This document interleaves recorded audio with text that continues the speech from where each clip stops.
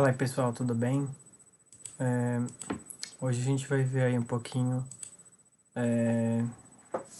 continuar aí na nossa revisão e depois a gente entra na nossa aula aí de banco de dados. A gente vai rever alguns princípios básicos, né, que envolvem banco de dados, limitações do sistema tradicional de arquivos, que a gente viu na aula passada, né? Diferentes tipos de usuários, né, de banco de dados que a gente viu. A gente viu tipos de gerenciadores de bancos de dados, que alguns gerenciadores são pagos, outros são gratuitos, tem de vários tamanhos e complexidades, né? E aí a gente vai ver um pouco do modelo conceitual, lógico e físico nesta aula aí.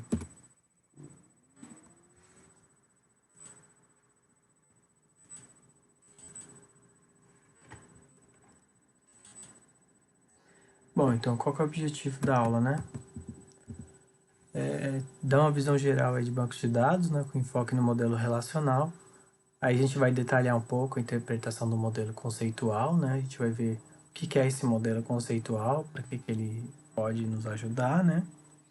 Definir e rever conceitos relativos ao modelo relacional, então tabelas, relações e campos. Índices, aí a gente vai ver o que é um índice, o que é uma chave primária, chaves estrangeiras, chaves candidatas e domínios. Integridade de banco de dados, então referencial, domínio e campos.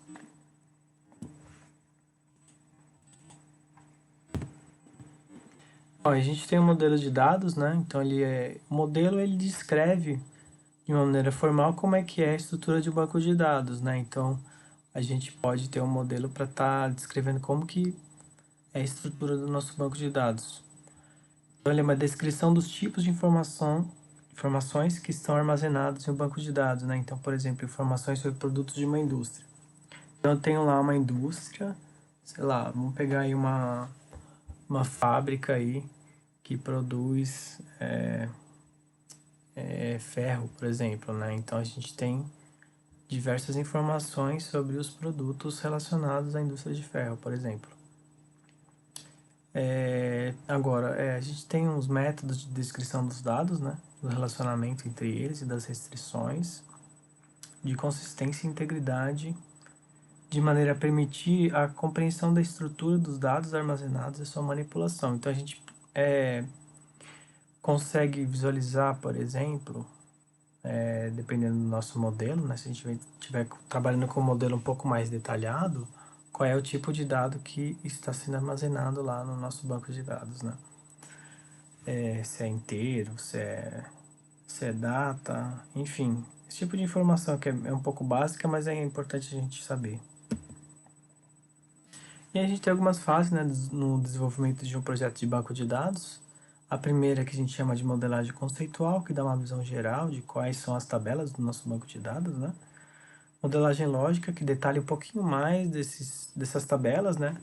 Então a gente consegue definir um pouco melhor quais são os dados, os tipos de dados, né, que vão ser armazenados, e a implementação do modelo lógico, que vai definir aí, vai detalhar ainda mais o nosso modelo de banco de dados, tá bom? Então, na modelagem conceitual, estão os modelos de dados mais abstratos, né? Ele descreve a estrutura de um banco de dados de forma independente de um SGBD particular. Então, quando a gente faz essa modelagem conceitual, a gente pode levar esse modelo conceitual para trabalhar em qualquer SGBD. A gente pode utilizar um SGBD, por exemplo, Oracle, ou então um SGBD MySQL. Dependendo da modelagem conceitual, a gente consegue implementar nesses SGBDs, tá bom? Então é um modelo inicial, né, que reflete as necessidades do usuário e quais dados serão armazenados e quais se relacionam, né? Então, exemplo, entrevistas com o usuário. Um dos principais modelos dessa etapa é o modelo entidade de relacionamento. Então a gente chama ele, faz a abreviação de MER, né, modelo entidade de relacionamento. Essa é a modelagem conceitual. Aqui tem um exemplo, né, de modelo conceitual. Então a gente tem, por exemplo, uma tabela que seria produto e a gente tem alguns atributos dele, né? Então o código, que seria uma chave primária, ele está pintado ali, tá vendo? Descrição, preço. E aí ele se relaciona com o tipo de produto, por exemplo. Eu tenho outra tabela, tipo de produto, que tem o código e a descrição, né? Aí a gente pode colocar, é um produto de limpeza, é um produto, bebida, frios, entendeu? A gente pode categorizar aí os tipos de produtos e colocar uma descriçãozinha, tá bom? Aí faz esse relacionamento ali. Aí tem o número 1 e o N, né? Então a gente pode ter ali uma categoria com vários produtos. E aí o N é representado pelo vários, tá bom? Temos a modelagem lógica, né? Que consiste em descrever como os dados serão armazenados no sistema e como irão se relacionar, né? Então a gente detalha um pouquinho mais, a gente começa a detalhar um pouco mais os nossos dados, né? A gente vai ver um exemplo mais prático para ficar mais claro, tá bom? Será o modelo mais próximo da implementação. Então, para o banco de dados relacionais, o modelo utilizado nessa fase é o modelo relacional. É um modelo de dados que representa a estrutura de dados de um banco de dados conforme vista pelo usuário da SGBD e verificar se o modelo está normalizado, né? Então, a gente vai ver o que seria normalização. A normalização ele ajuda a manter a integridade do nosso banco de dados, com algumas regrinhas, tá? A gente vai ver um pouquinho mais para frente isso. Não se preocupe com isso agora. Então, a gente tem, por exemplo, um modelo lógico, né? A gente percebe que ele está um pouquinho mais detalhado. Ali na esquerda, ali em azul, está detalhado, por exemplo, de maneira mais textual. A gente coloca ali o nome da tabela, né? Tipo de produto, e entre parênteses os atributos da tabela, e sublinhado ali está a chave primária, que seria um identificador único, né, que não se repete.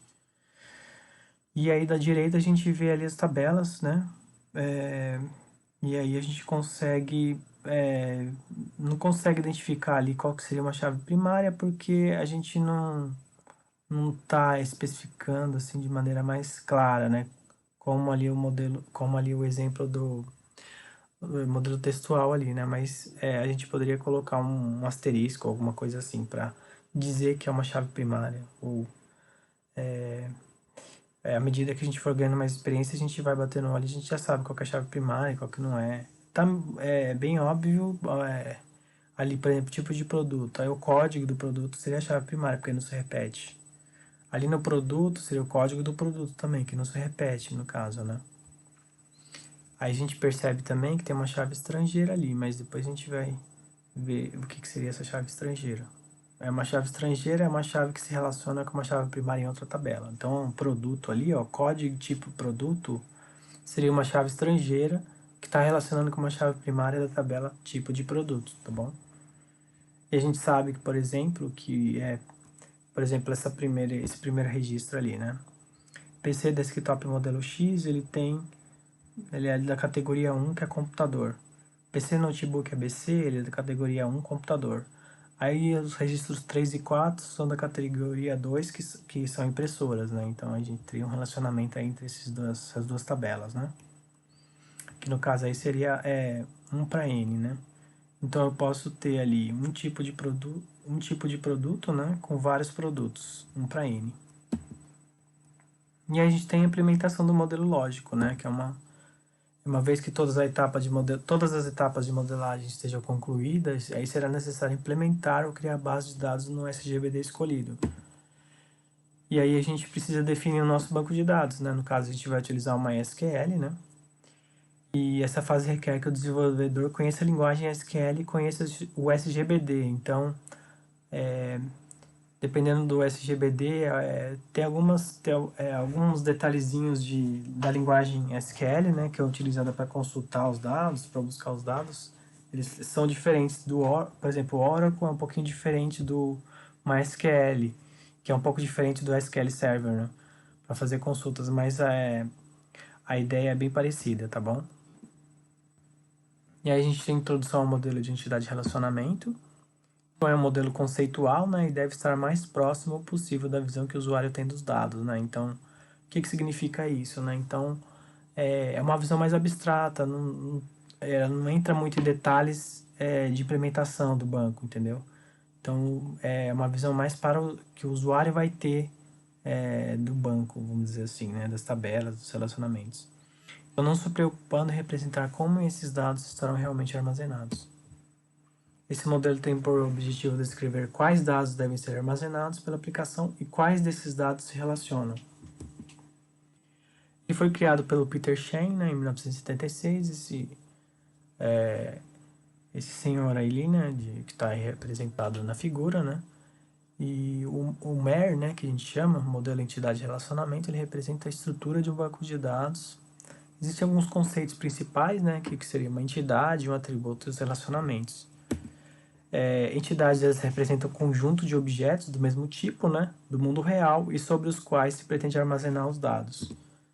Por exemplo, pessoas de uma empresa, médicos e pacientes de um hospital, alunos, professores e disciplinas em uma universidade ou instituto, máquinas, equipamentos e peças em um almoxarifado. E aí a gente representa as entidades por esse retângulo aí, né? Então, aí dentro dessas entidades a gente define ali, coloca, por exemplo, nesse exemplo aí, né, médico, paciente, professor, disciplina. E o atributo é características ou propriedades relevantes de uma entidade. Então, por exemplo, é um paciente, né? A entidade paciente, ela tem um nome, um endereço, telefone, sexo, idade.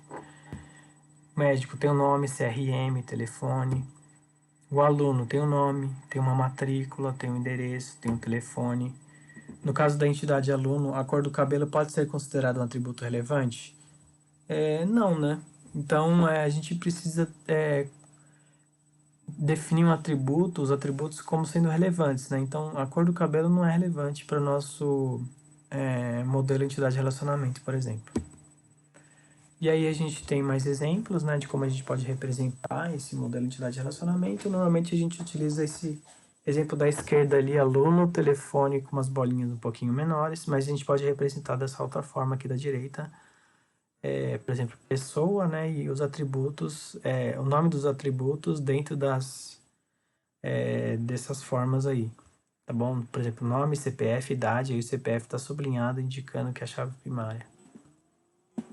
A gente tem vários tipos de atributo, né? Atributo simples, composto, monovalorado. Atributo simples, ele é indivisível, então, por exemplo, CPF, só tem um único CPF, né? Cada pessoa tem um único CPF, ele não se repete. Composto, ele pode ser decomposto em outros atributos simples, então, por exemplo, o endereço. Ele pode ser decomposto em nome da rua, número, complemento. Então, o endereço ele é composto de outros atributos, né? Ele pode ser monovalorado, permite armazenar apenas um valor por vez. Então, por exemplo, CPF, pois a pessoa possui apenas um número de CPF, né? Tá. Tem vários outros atributos multivalorados, né? Permite armazenar mais de um valor ao mesmo tempo. Por exemplo, o e-mail, eu posso ter mais de um e-mail, né? Então a gente diz que ele é multivalorado.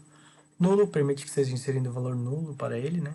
Então o usuário não precisa cadastrar um valor e pode deixá-lo vazio. Exemplo, e-mail. Nem todas as pessoas possuem e-mail, né? Derivado, atributo cujo valor deriva de outros atributos. Então, a gente tem, por exemplo, o valor de compra, ele é calculado pela aplicação ou pelo SGBD. Então, a gente tem, por exemplo, o preço de um produto, né? Se a gente comprar mais de um produto, sei lá, 3 produtos, vai ter lá um valor de compra. Ele é calculado pela aplicação. Então, aí está a representação de alguns atributos, né? Atributo-chave, atributo multivalorado, atributo composto e atributo derivado. Aí, essas são as representações, tá bom? Relacionamentos, né, demonstra os vínculos, né, existentes entre as entidades. Então, qual o vínculo existente entre as entidades médico e paciente? Qual o vínculo existente entre as entidades aluno e disciplina? Então, a gente sabe que o médico atende o paciente e um aluno cursa uma disciplina, por exemplo, ou cursa várias disciplinas, no caso, né? E a gente entra no conceito de cardinalidade de relacionamentos, né, que indica as ocorrências das entidades participantes de um relacionamento. A gente pode ter um relacionamento um para muitos, muitos para um e muitos para muitos.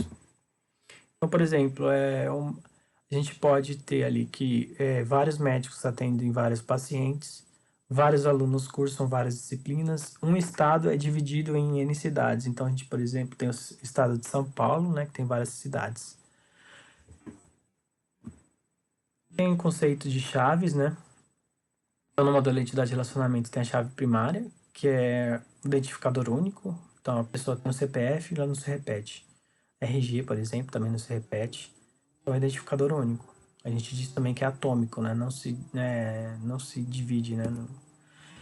Uma chave primária é um atributo da entidade que identifica apenas um objeto dessa entidade.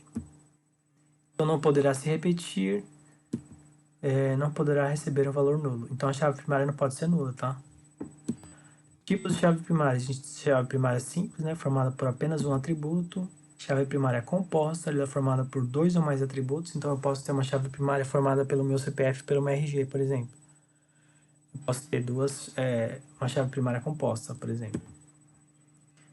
Bom, então para fechar aí, a gente viu aqui os modelos, né? Conceitual, lógico e físico. O modelo conceitual, ele é mais abstrato, né? O lógico, ele detalha um pouco mais, e o modelo físico, ele é mais específico, dependendo do SGBD. A gente viu os conceitos de entidades, atributos, né? E relacionamentos.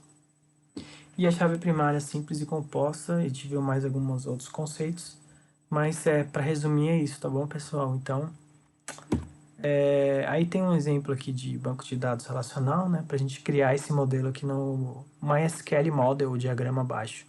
A gente vai estar implementando aí esse diagrama, esse relacionamento entre as tabelas aí no MySQL Model, tá bom?